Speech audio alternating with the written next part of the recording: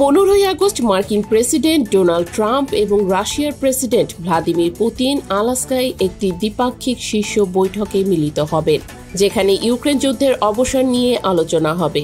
এই বৈঠকে ইউক্রেন বা ইউরোপের কোনো নেতা আমন্ত্রণ না পাওয়ায় উদ্বেগ বেড়েছে ব্রাসেলসে।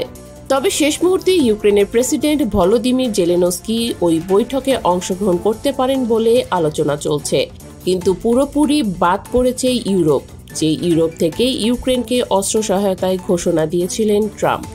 ইউরোপও কারি কারি টাকা ঢেলে যুক্তরাষ্ট্র থেকে অস্ত্র কিনতে সম্মত হয়েছিল। বিবিসির প্রতিবেদন অনুযায়ী এই বৈঠকে ভূখণ্ড বিনিময়ের বিষয়টি আলোচনায় আসতে পারে, যা ইউক্রেন এবং ইউরোপের জন্য উদ্বেগের কারণ। ইউক্রেনের প্রেসিডেন্ট জেলেনস্কি স্পষ্ট জানিয়েছে তিনি কোনো ভূখণ্ড ছাড়তে বা বর্তমান ফ্রন্টলাইনে যুদ্ধ স্থগিত করতে রাজি নন। তার যুক্তি, এটি রাশিয়ার গত 3.5 বছর ধরে চলা পূর্ণমাত্রার যুদ্ধযন্ত্রকে আরও উৎসাহিত করবে।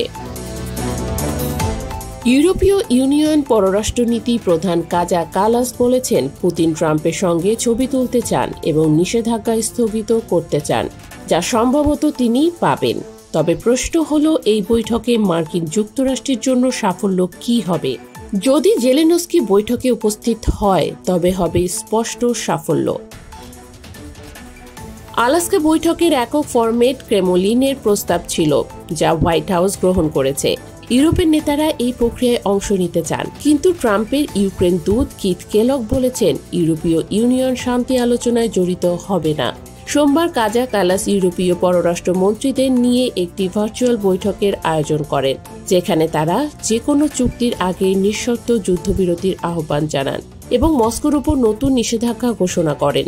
কালাস বলেন, আগ্রাসীকে আগ্রাসনের জন্য পুরস্কৃত করা যায় না, তাহলে বিশ্বে আরও আগ্রাসন দেখা যাবে।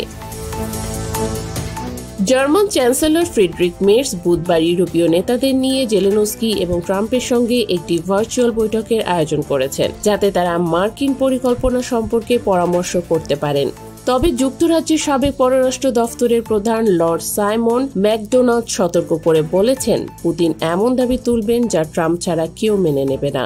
এই বৈঠক একটি মাইল ফলক, কিন্তু এটি ফলপ্রসূ হবে বলে মনে হয় না। তিনি আরও বলেন, যুদ্ধের অবসান যুদ্ধের মতোই দীর্ঘস্থায়ী হতে পারে। পোল্যান্ডের পররাষ্ট্রমন্ত্রী রাডোস্লাভ সিকোরস্কি বলেছেন, এটি ইউরোপের অস্তিত্বের নিরাপত্তার বিষয়।